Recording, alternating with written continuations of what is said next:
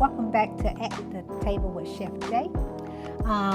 Today we have one of my best friends, Gwen, and we're going to be talking about, of course, family, culture, and food history. So I want to ask Gwen about what is one of the dishes that she enjoyed when she was growing up. And she's going to tell you a little about what she prepared for us and what she is one of her favorite dishes. And she's also going to tell us a story how this became one of her favorite dishes. Of course, Grandma has a lot to do with it. So, Gwen, welcome to At the Table with Chef J, one of my best friends. We've been friends how many years now? About 30, 40. 30 to 40 years. So that is a wonderful friend, especially when you have a friend that you cherish and love and respect. So thank you for joining us this evening. And so you can tell us what you prepared for us and some of the ingredients that's in this. A lot of this is your favorite, so I'm gonna let Gwen tell us about what she did. One of my favorite desserts was my grandmother's red velvet cupcake. Although she used to make desserts for us every weekend when we go to her house, so she always made cookies, pies, cakes. So we had some of everything. Okay, look at me. Okay, yeah. We had some of cookies, cakes, pies. She made some of everything. So, good. But I always loved the red velvet cake. Okay, good. So, what's inside the red velvet cake? It's actually cocoa, cake flour, buttermilk, eggs, red food coloring, a little bit of baking soda, baking powder, sugar, and butter. One stick of butter. Okay, and so we know that red velvet cake, of course, is some of our favorite dishes, from our favorite desserts. And so she's prepared this beautiful red velvet cake, and so I want you to just show us how you did some of the frosting on it. So if you were frosting the top for us, she's already frosted the side, she's already layered, she's already baked it. I just smoothed it on. Okay, she smoothed it on. And one thing about it is baked from scratch, and that's what we really love. We want a good homemade, fresh baked cake. And with grandmother doing it, I think it's even special, especially when we pass down the generations. And that's what At the Table with Chef J is about. It's about talking about those delicious dishes that our grandmother, our grandparents, our great-grands, and our mother have passed down to us. This look amazingly delicious. I think it's amazing. And then I like that Gwen took and put the pecans inside of the frosting that she made homemade. Can you tell us what's in the frosting? The frosting is cream cheese, confectioner's sugar, 1 stick of butter, and vanilla. Good job. I can't wait to taste it. I don't know about you guys, but this look amazingly delicious. And the pecans. And the pecans. My grandmother used to mix the pecans with the frosting. So. Yeah, I just think that's so interesting that you brought that forward, because a lot of times people just do the cream cheese frosting and then they may put a little pecans on top. So I love that, because I think when you have a slice of cake, you get pecans with it. What a way to enjoy red velvet cake. I think that's amazing. Thank you for sharing that, because I would have never known to mix the pecans in the red velvet. I mean the icing or in the frosting. That's the way she does it, so I've been doing it like that forever. That is so delicious. I think that's beautiful. And there it is. What a masterpiece, okay? So anything else you want to share about? What is another one of the desserts that you really enjoyed? I know you enjoyed the red velvet cake. Tell me about another one that you enjoyed. Oh, her pecan pies.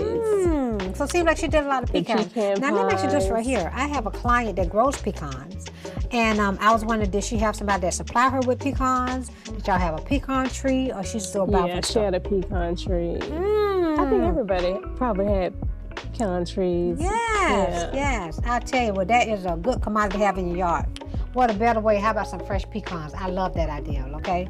So that is a beautiful red velvet cake, and I can't wait to see the texture once she cut it. Or something that's not just got to look good, it's got to taste good. So I'll let you guys know how it tastes, okay? Thank you for sharing. Okay. Well, Gwen, I understand that you like a favorite drink. I want you to tell us about it. With every segment, we want to go over one of your favorite childhood dishes and memories, but we also like to know what a person enjoys drinking with their dish, right? So I don't know if they go together, but we're going to want you to prepare this drink, beverage. And we know that it's alcoholic beverage. We can also do it in the mocktail form, but I want you to tell us a little about it and why it's your favorite. Oh, the Grey Goose Lemondrops? Yes. Well, it's lemon. It tastes basically like lemonade. Okay. A little kick to it. I love it. And it's made fresh, so it's really good. Good. Okay. Well, can you demonstrate how it's made and tell us what you're using as you go? Well, this is some fresh lemonade with a little bit of agave in it. Okay. So we're gonna put that in there. The agave syrup. We're gonna put some ice. And we're gonna put about 2 ounces of Grey Goose. Or your favorite vodka. Okay, baby. Papa, okay. And we're gonna shake it. We're gonna shake it for a few minutes till it gets cold. Or we'll have the top. Yeah, that's it. You have the top. Hold on 1 second. I'm sorry. I forgot Yeah, the we'll top. have the top. That was actually about the top. Oh, you got the cutter? Oh, here you go. I got it right here, but I got you. We got the top. My bad. I didn't sound when I saw it. Okay. We're gonna shake it. Okay, this is the cool.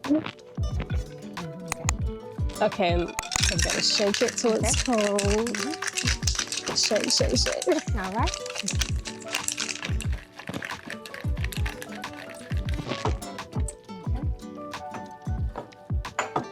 And what you normally put this particular drink in? What type of glass? A martini glass. Okay, martini glass. This one. So that's called lemon drop martini?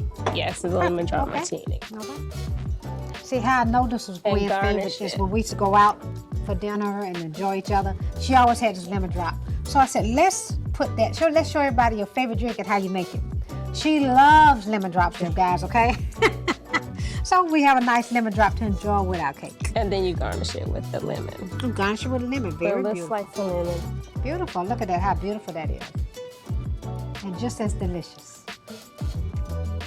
Welcome back, Gwen. I'm so grateful to have you, especially as one of my best friends. And also to see this beautiful, delicious red velvet cake. I can't wait for you to unveil it and to cut it and to let me try that. I'm just so excited. Oh, you have to, okay, you have to try it now. Okay, good, okay. My grandmother is gonna be. Grandma's gonna be very proud of you. You did an amazing job. Very okay. proud. Very moist. The texture is amazing. Look at how beautiful. Now that is a picture of perfection. Grandmother passed it on well for you, okay? You did a good job. It's just too pretty to eat. And that's what I love. I love food that's just so beautiful that it's just too pretty to eat. But I'm gonna try this. Oh yeah, try it. Lemonade stick. Okay.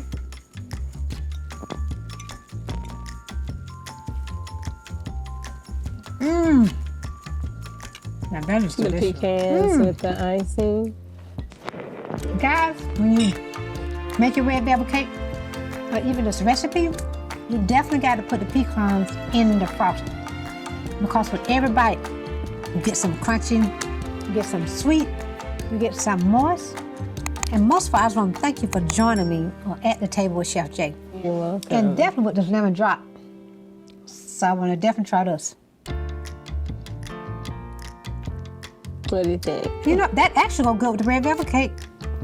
That is a good combination. Lemon and red velvet. I think we have really made a hit with these two together. Thank you for joining us at the table with Chef J. Oh, you're welcome.